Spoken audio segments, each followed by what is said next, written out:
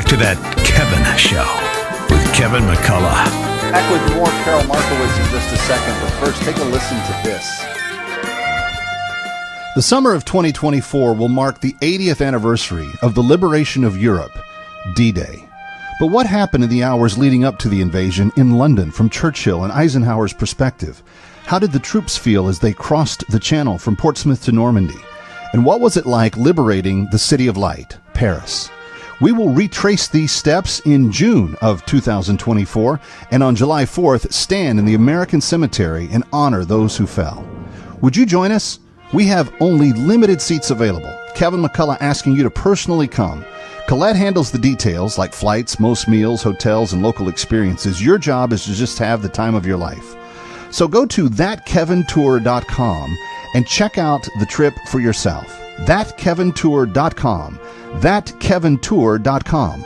Or call 1-800-581-8942 or thatkevintour.com. Come go with us. We would love to have you. Now back to my conversation with Carol Markowitz. Let me turn to the practical and pragmatic. From your perspective, and I know you've got people on the ground probably in Israel that you're speaking with and Jews here in the States that you're talking to. What's the most helpful thing that my listeners can do to solve or help bring about some sort of comfort or salve in this process? So the three things that I would say, if you want to contribute to charities in Israel, that would obviously be great. One that I like a lot is Belev Echad. They support Israeli soldiers in a variety of ways, both before they, providing supplies, but also after, helping them with their mental health and that kind of thing. A second thing is, yes, be outspoken if you can with your friends on social media. If that's not you, I understand completely. I don't think that everybody needs to comment on every world event, so I get it.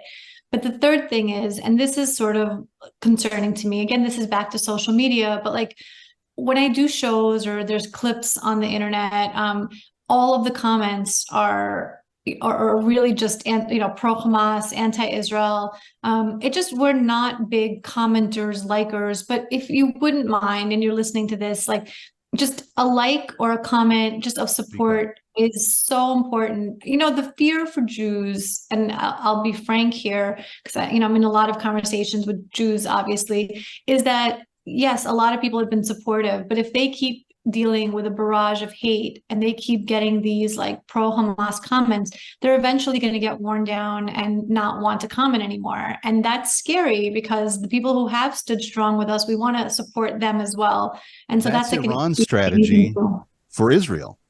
Iran wants Palestinian casualties so that they can do on a massive scale what you just identified the commenters doing. And I actually kind of think it's all the same operation. Like the kids tearing the posters down, walking down the streets in New York, they're the same people talking online, and they're the same people that believe the garbage that Hamas puts out that's being funded by Iran. This is all one big conspiracy. It may not have direct dots for each action, but they're all in the game together. It's they're all in one boat, so to speak.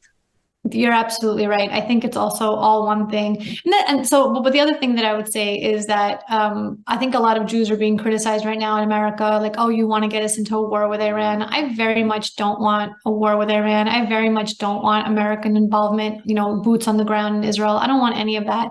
I don't think it's good for America. I don't think it's good for Israel. So I don't think we need it either. I don't think Israel is I don't think it's necessary. I think they'll take care of business. There's the line that, oh, you Jews are just trying to force us into a war. I mean, we hear this and it's nonsense. And I want people to know it's nonsense.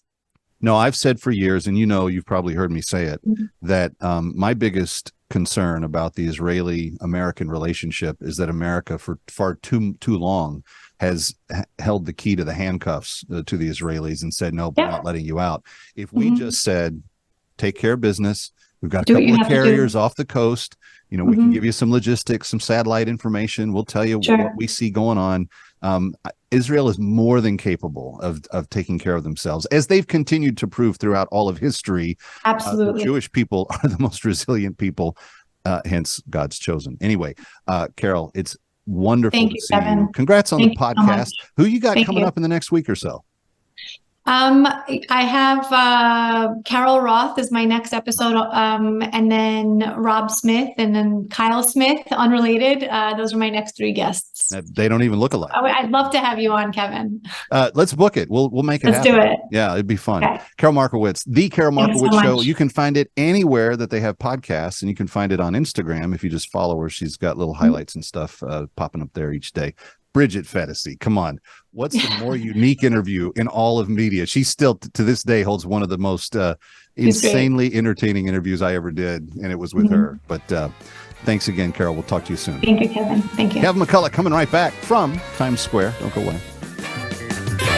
Ready or not, he'll be right back. That Kevin.